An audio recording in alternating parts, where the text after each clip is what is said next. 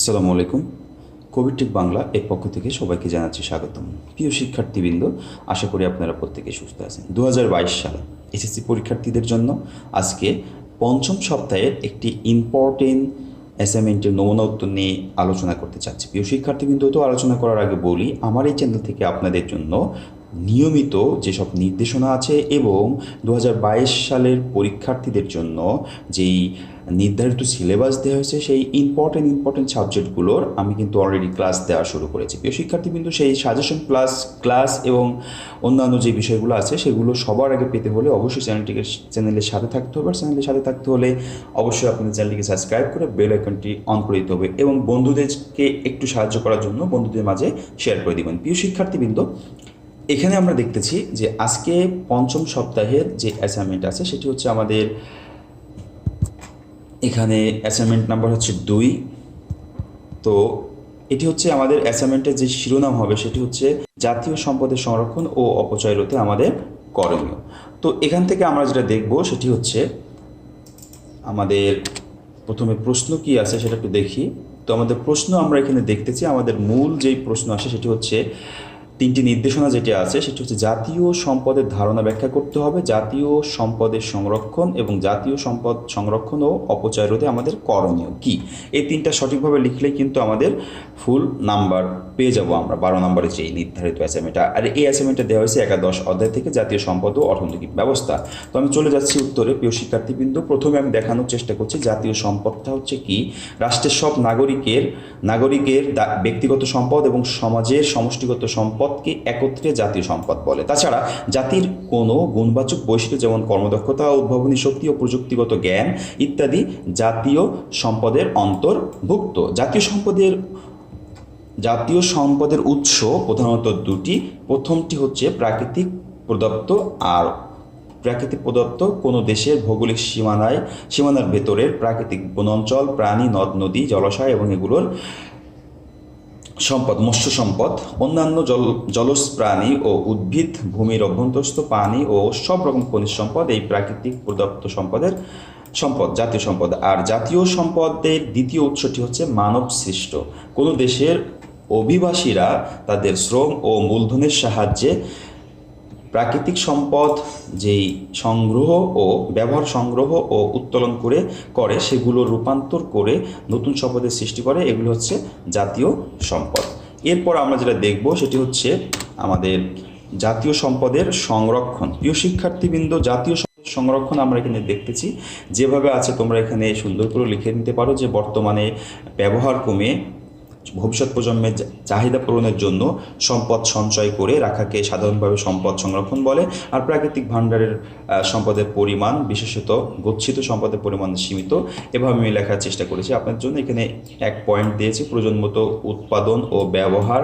2 নম্বর point হচ্ছে আমাদের প্রবহমান সম্পদের ব্যবহার, সেটা হচ্ছে কয়লা, খনিজ তেল ইত্যাদি গচ্ছিত সম্পদ ব্যবহারের পরিবর্তে জলবিদ্যুৎ, সৌরবিদ্যুৎ, বায়ুবিদ্যুৎ ইত্যাদি প্রবহমান সম্পদগুলো ব্যবহার করলে গচ্ছিত সম্পদগুলি সংরক্ষিত থাকে। শিক্ষার্থীবৃন্দ, এটি হচ্ছে আমাদের দ্বিতীয় নির্দেশনা। এখন চলে যাচ্ছি, এখানে আরেকটু অংশ বাকি আছে, সেটা হচ্ছে 3 নম্বর যে নির্দেশনা সেটা আমাদের এখানে বাকি আছে। বিজ্ঞানভিত্তিক ব্যবহার। কোনো সম্পদকে সরাসরি ব্যবহার না করে বিজ্ঞানভিত্তিক উপায়ে ব্যবহার করলে সেই সম্পদের কার্যকারিতা আমাদের বাড়ে, তার সম্পদ সংরক্ষণে সহায়তা হয় এবং বিজ্ঞানসম্মত পদ্ধতি উৎপাদন আমরা এখানে দেখতেছি খনি থেকে সম্পদ উত্তোলন সময় বিজ্ঞানসম্মত পদ্ধতি ব্যবহার না করলে সম্পদের অপচয় হয়।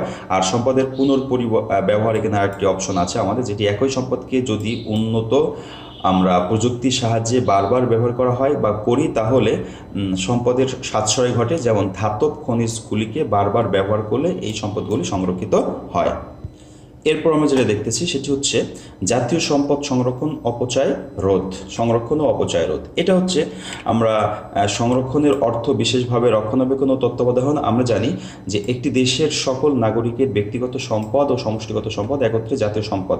সমষ্টিগত সম্পদের মধ্যে সকল সকল জনগণ সম্মিলিতভাবে যেসব সম্পদের মালিক সেগুলো এবং রাষ্ট্রের মালিকানাধীন সকল প্রাকৃতিক ও উৎপাদিত সম্পদ অন্তর্ভুক্ত। তাই জাতীয় সম্পদ সংরক্ষণ বলতে ব্যক্তিগত সম্পদ ও সমষ্টিগত সম্পদ উভয়ই সংরক্ষণ বোঝায়। তো আমরা এখানে প্রথম যেটা দেখানোর চেষ্টা করছি সেটা হচ্ছে ব্যক্তিগত সম্পদ সংরক্ষণ। কোনো বস্তু দ্রব্য প্রতিষ্ঠান সম্পত্তি বিশেষ যত্ন সহকারে রক্ষা করা ও তাদের তত্ত্বাবধান করাকে বলা হচ্ছে সংরক্ষণ। ব্যক্তি সাধারণত তার নিজস্ব সম্পদ যেমন অর্থ সম্পদ, সব ভূসম্পত্তি, স্বর্ণ রৌপ্য অলংকার, আসবাবপত্র, নিজস্ব কলকারখানা বা শিল্প প্রতিষ্ঠান, যানবাহন ইত্যাদি নিজ স্বার্থে বিশেষ যত্নের সংরক্ষণ করে। শুধু তাই নয়, সেগুলোর উন্নয়ন করতে ও বৃদ্ধি করতেও তৎপর থাকে। এছাড়া প্রত্যেকেই নিজস্ব সম্পদের অপচয় রোধ করতে এগুলোর তত্ত্বাবধানও করে থাকে। তারপরে কোথায় কি অবস্থায় আছে তার খোঁজখবর রাখা, সম্পদের কোনো রকম ক্ষতির কারণ ঘটলে তা রোধ করা বা দূর করা, সম্পদ নষ্ট হলে যত সম্ভব তা পূরণ করার ব্যবস্থা নেওয়াও সংরক্ষণ কাজের অন্তর্ভুক্ত। ব্যক্তি সাধারণত তার নিজস্ব সম্পদ যথাযথ ব্যয় করে না, অপচয়ও করে না, প্রয়োজনের অতিরিক্ত ব্যয় না করার জন্য সর্বদা সতর্ক থাকে।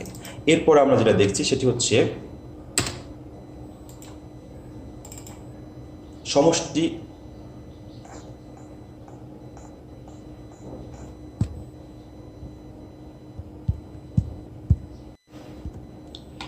তো এখন আমরা যেটা দেখছি সেটা হচ্ছে সমষ্টিগত সম্পদ সংরক্ষণ। তো সমষ্টিগত সম্পদ সংরক্ষণে এখানে যে বিষয়টি আছে সেটি হচ্ছে রাস্তাঘাট, সেতু, হাসপাতাল, বিদ্যালয়, রাষ্ট্রীয় মালিকানাধীন যানবাহন, গাড়ি, ট্রেন ইত্যাদি আমরা যে বিষয়গুলো দেখছি, প্রতিষ্ঠান, অফিস, ভবন, স্থাপনা, যত সরকারি আছে এবং প্রাকৃতিক আছে সেগুলোকে এই সমষ্টিগত সম্পদকে অন্তর্ভুক্ত করা হয়েছে। রাষ্ট্র, জনগণ সম্মিলিতভাবে এসব সম্পদের অধিকারী, জনগণ এগুলো ব্যবহার করে থাকে। এভাবে যেভাবে আছে আপনারা আশা করি লিখবেন।